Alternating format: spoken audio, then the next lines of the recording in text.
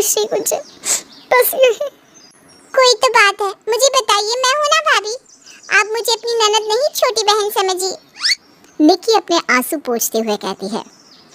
गुंजन, शादी से पहले तुम्हारे भैया के पास मेरे लिए टाइम ही टाइम हुआ करता था, और अब उनके पास मेरे लिए 1 मिनट भी नहीं होता। मैंने अपने घर वालों के खिलाफ जाकर तुम्हारे भैया का हाथ थामा था, और ये सब क्या हो गया। गुंजन निक्की को गले लगा लेती है। निक्की और अरुण एक दूसरे से प्यार करते हैं। अरुण दिन भर निक्की के साथ बातें करता रहता है और उसे अपना पूरा वक्त देता है। दोनों हर जगह साथ रहते हैं, साथ घूमना फिरना, साथ ही खाना पीना, और कॉलेज भी साथ ही। निक्की, एक बार मेरी शादी तुमसे हो जाए, तुम जो कहोगी मैं वो करूँगा। जहाँ बोलोगी वहाँ तुम्हें घूमने ले जाऊँगा। मैं तुम्हारे बिना नहीं रह सकता निक्की। मैं भी तो तुम्हारी होना चाहती हूँ। अरुण का दीवानापन निक्की के लिए इतना बढ़ जाता है कि वो अपने घर में निक्की के बारे में बता देता है। बेटा, तो फिक्र मत कर, कॉलेज पूरा होते ही मैं तुम दोनों की शादी करवा दूंगी। बस माँ, इसी महीने कॉलेज खत्म हो जाएगा, तुम जैसे भी हो मेरी शादी करवा दो। मैं निक्की के बिना एक पल नहीं रह सकता। सीमा कॉलेज खत्म होते ही निक्की और अरुण की शादी करवा देती है। इस शादी से सभी बहुत खुश होते हैं। शादी के अगले ही दिन अरुण निक्की को सरप्राइज देने के लिए उसके हाथों में 2 टिकट रख देता है। निक्की अरुण का चेहरा देखने लगती है। ऐसे क्या देख रही हो? हम शिमला जा रहे हैं। सच में? तुम्हें मेरे दिल की बात कैसे पता चल गई? अब प्यार में इतना भी ना समझ पाया तो बेकार है। दोनों खिलखिला उठते हैं। दिन यूं ही बीतने लगते हैं और इसी तरह पूरा 1 साल बीत जाता है और उनकी एनिवर्सरी आ जाती है। निक्की मन ही मन सोचती है, लगता है इस साल भी अरुण मुझे सरप्राइज देगा, जैसे शादी से पहले दिया करता था। निक्की पूरे दिन तैयार होकर अरुण का इंतजार करने लगती है। दिन से रात हो जाती है। थक कर निक्की अपने कपड़े बदल लेती है और उस रात अरुण 12 बजे के बाद आता है और बिना निक्की से कुछ कहे सो जाता है। अरुण हमारी एनिवर्सरी कैसे भूल सकता है? हो सकता है वो काम में भूल गया हो। निक्की अपने दिल को किसी तरह मनाती है और रोते हुए सो जाती है। अगली सुबह भी अरुण बिना कुछ कहे घर से निक्की के उठने से पहले ही चला जाता है। अब धीरे धीरे अरुण अपने काम में मशरूफ रहने लगता है और निक्की को वक्त देना बंद कर देता है। एक रोज़ निक्की अरुण से कहती है, अरुण बहुत दिन हो गए, हमने साथ में वक्त ही नहीं बिताया, चलो ना मूवी चलते हैं, जैसे कॉलेज बंद करके हम जाया करते थे। क्या यार, तुम भी ना घर पर ही देख लो, मैं कहीं नहीं जा सकता हूँ, मुझे टाइम नहीं है। अरुण के मुंह से ये बात सुनकर निक्की को बहुत बुरा लगता है। अब ससुराल में वो अकेला महसूस करने लगती है।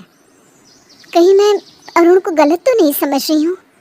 ये भी तो हो सकता है कि अरुण किसी काम में फंसा हो, उसका दिमाग कहीं और होगा। कुछ दिनों बाद मैं फिर से अरुण से बात करने की कोशिश करती हूँ। कुछ दिनों के बाद निक्की अच्छे से तैयार होकर अरुण से कहती है, अरुण, आज हमारे कॉलेज के फ्रेंड्स का गेट टुगेदर है, हम लोग चल रहे हैं शाम को, साथ में जाएंगे तो सब हमें एक साथ देखकर चौंक जाएंगे, कितना अच्छा लगेगा ना? क्या तुम बिना बच्चों की तरह बातें कर रही हो? शाम को मेरी मीटिंग है, तुम चली जाना। अरुण नाश्ता करके चला जाता है। निक्की शाम को अकेले ही जाती है। उसे अपने दोस्तों के सामने शर्मिंदा होना पड़ता है। इसी तरह दिन बीतने लगते हैं और उसकी आखिरी उम्मीद भी टूटने लगती है।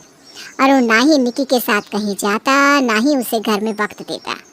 इन सब से दुखी होकर निक्की सोचती है, अब इस रिश्ते में रहकर कोई फ़ायदा नहीं है, मैं अरुण को तलाक दे दूंगी। और फिर निक्की फूट फूट कर रोने लगती है। भाभी, क्यों रो रही हो आप? कुछ नहीं गुंजन, बस यूं ही। कोई तो बात है, मुझे बताइए, मैं हूं ना भाभी, आप मुझे अपनी ननद नहीं छोटी बहन समझिए। निक्की अपने आंसू पोंछते हुए कहती है, गुंजन, शादी से पहले तुम्हारे भैया के पास मेरे लिए टाइम ही टाइम हुआ करता था, और अब उनके पास मेरे लिए 1 मिनट भी नहीं होता। मैंने अपने घर वालों के खिलाफ जाकर तुम्हारे भैया का हाथ थामा था, और ये सब क्या हो गया। गुंजन निक्की को गले लगा लेती है।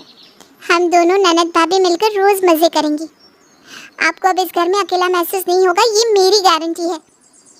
मैंने तो सोच लिया था कि तुम्हारे भैया को तलाक दे दूंगी, आज तुम मेरा हाथ नहीं थामती तो शायद मैं उन्हें तलाक देकर अपने मायके लौट जाती।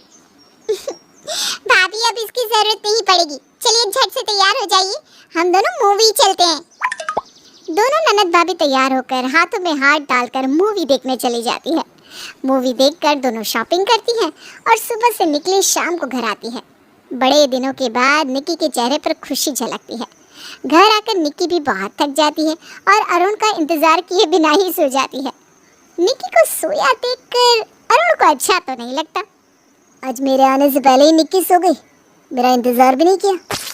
अगले दिन जब सब खाने के टेबल पर बैठे होते हैं तब गुंजन निक्की से कहती है, भाभी मेरी फ्रेंड शीतल है ना, उसकी शादी गोवा में है, आपको भी आने को कहा है, तो चल रही हो ना आप?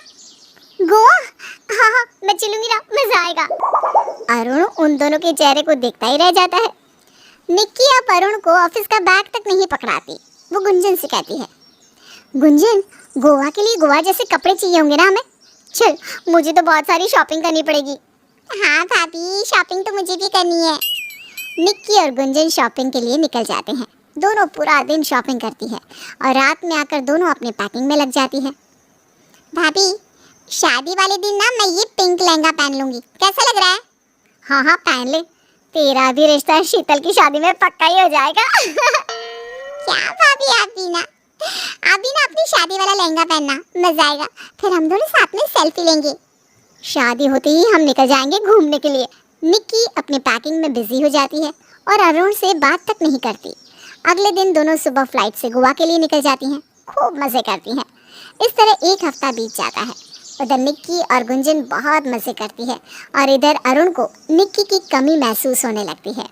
अब अरुण का ऑफिस में मन ही नहीं लगता और वो घर जल्दी चला आता है।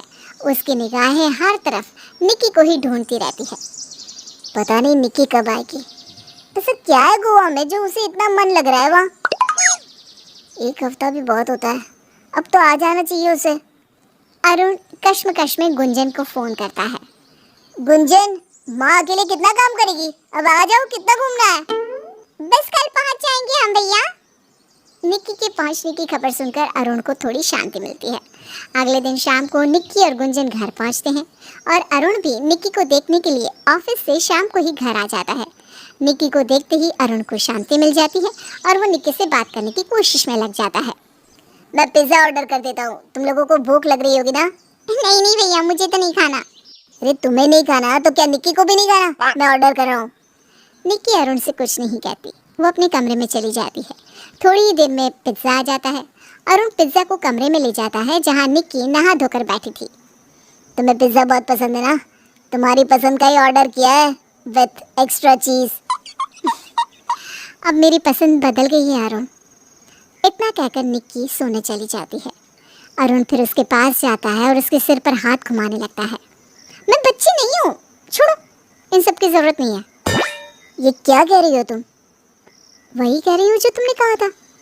तुम्हें ही वो पहले वाली निक्की पसंद नहीं थी ना, तो अब निक्की बदल गई है। निक्की की बातें सुनकर अरुण की आंखें छलछला जाती है। मुझसे गलती हो गई, मुझे माफ़ कर दो निक्की। मैं समझ गया हूँ मैंने तुम्हारे साथ सही नहीं किया। क्या हम पहले की तरह रह सकते हैं? निक्की की आंखें भर आती है और अरुण निक्की को हक कर लेता है। अब निक्की और अरुण का रिश्ता पहले की तरह हो जाता है और गुंजन के सपोर्ट के कारण निक्की का घर बच जाता है।